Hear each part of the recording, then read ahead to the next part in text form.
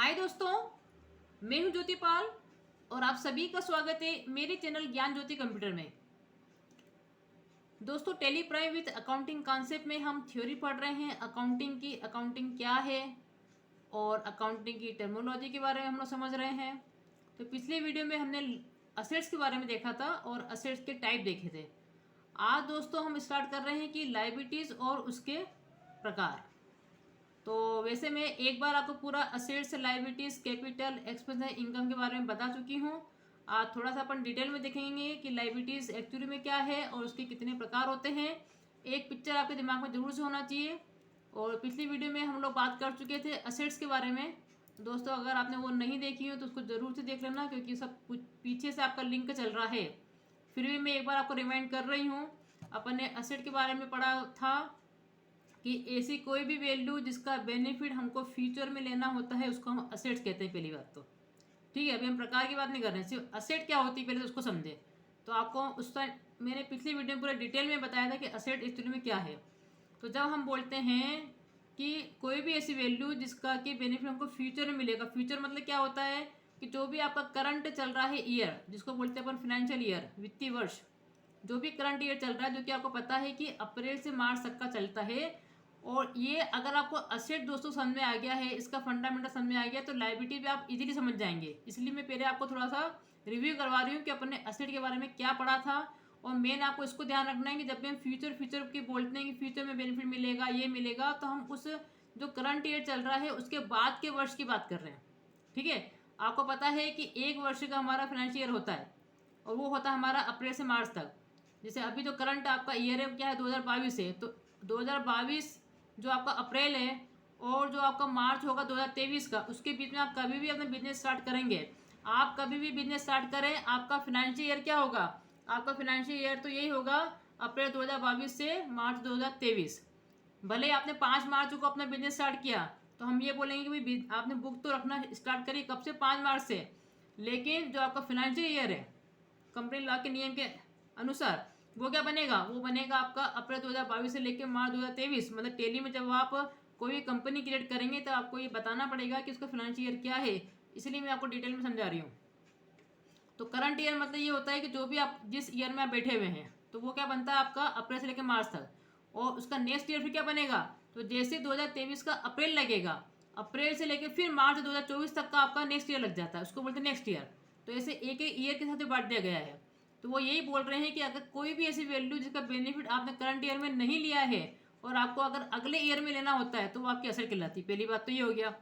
फिर उसमें क्लासिफिकेशन उन्होंने कर दिए थे कि भैया अगर आपको 1 साल के अंदर ही अंदर उस बेनिफिट को वसूल कर लेना होता है, तो वो आपकी करंट असेट्स होती है। पहली विशेषता तो ये हो गई थी। दूसरी विशेषता उन्होंने ये बताई थी जो कि कैश के फॉर्म में ही होती है सारी।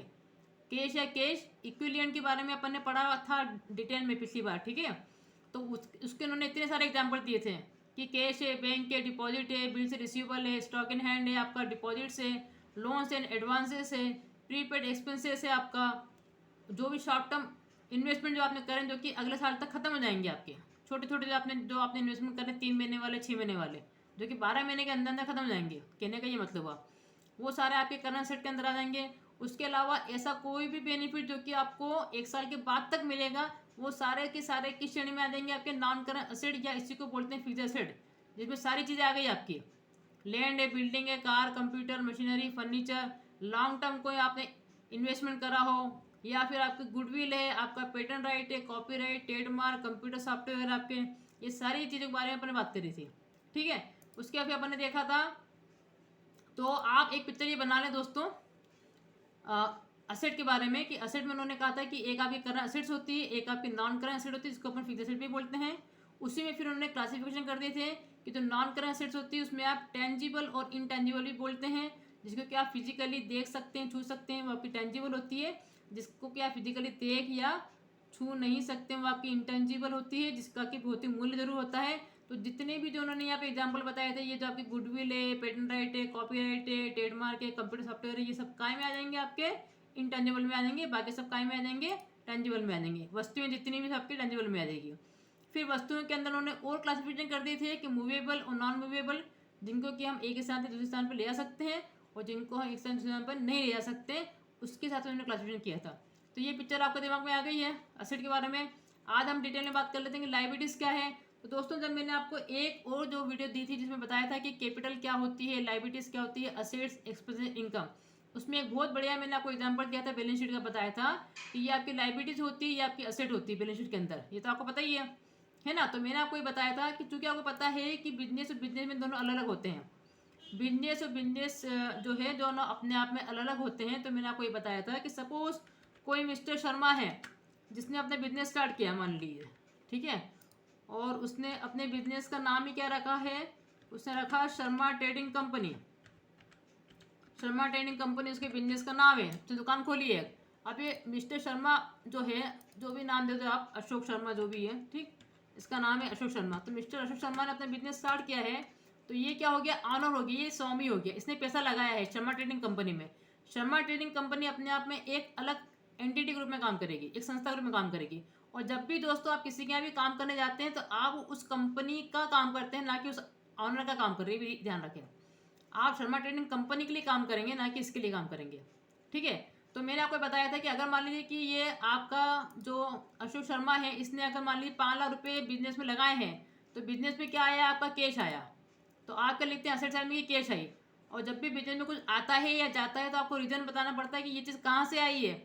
तो उसने बताया कि भाई ऑनर ने दिया है, तो ऑनर के लिए आप क्या करते हैं, कैपिटल अकाउंट खोलते हैं, ये भी मैंने आपको बता दिया था, ठीक है। तो कैपिटल अकाउंट आपको मालूम होना चाहिए, हमेशा ऑनर के लिए ही बोला जाता है। तो अपन क्या लिखते हैं फिर लायबिलिटी साइड में कि कैपिटल 5 लाख, क्यों, क्योंकि अब इस शर्मा ट्रेडिंग कंपनी को शर्मा को देना है, अशोक शर्मा जी को देना है 5 लाख रुपए, क्योंकि उसने बिजनेस में लगाए हैं। और इसने लगाया किस लिए, ताकि जो भी प्रॉफिट होगा इस बिजनेस से उसका ये अधिकारी भी होगा, उस प्रॉफिट का वो अधिकार लेने के लायक भी होगा। लेकिन अगर हानि होता है तो हानि के लिए जिम्मेदारी भी उसकी होगी। तो अगर हानि होगा तो ये उसको वसूल करके देगा बिजनेस को वापस से, और अगर प्रॉफिट होता है तो बिजनेस क्या करता है, वो प्रॉफिट इसी के इसको वापस कर देता है। तो ये एक तरीका है अकाउंटिंग को मेंटेन करने का एक्चुअली में। तो हम क्या बोलते हैं, हमको जो भी अकाउंटिंग करनी है दोस्तों, वो इस बिजनेस के पॉइंट ऑफ व्यू से करनी है। तो बिजनेस के लिए कैपिटल क्या होती है, हमेशा लायबिलिटी होती है, क्योंकि उसको देना होता है। इसको जो भी चीज़ हमको देना होती है दूसरों को, अगर आज हमने कोई भी चीज़ उधार ले ली है तो उसको अगर वापस करना है तो वो लायबिलिटी होती है, तो आप मान के चलो, ठीक है। अब उसमें भी आप ये देखो कि अगर ये घर की बात है भैया, कि ये कोई शर्मा और ये शर्मा टेक्निक को अलग अलग नहीं है, लेकिन अकाउंटिंग के पॉइंट ऑफ व्यू से हम दोनों को अलग अलग करते हैं ताकि सही रिजल्ट आए, ठीक है। तो हम क्या अंदर अंदर बात कर रहे हैं कि भाई शर्मा टेक्निक कंपनी को शर्मा को देना है कितने, 5 लाख रुपए। अब अगर उसको कोई शर्मा, ये अशोक शर्मा ने कोई बिल्डिंग भी लगा दी है, ध्यान करें मैंने उस वक्त क्या आपको दिया था एग्जाम्पल, कि अगर ऑनर ने बिजनेस में बिल्डिंग भी लगा दी 20 लाख की, तो असेट में तो आ जाएगा कि बिल्डिंग आ गई 20 लाख की, लेकिन ऑनर की अब लायबिलिटी 5 लाख से 25 लाख की हो गई है, समझ रहे हैं। लेकिन अगर उसको और अगर पैसे की जरूरत पड़ गई है शर्मा टेक्निक कंपनी को, और उसने बैंक से जाके लोन उठा लिया दोस्तों, तो अब लोन क्या होगी, ये बाहर की बात हो गई है, ये बाहर की बात हो गई है। तो ये फिर आपकी लायबिलिटी के रूप में आता है, ध्यान रखें।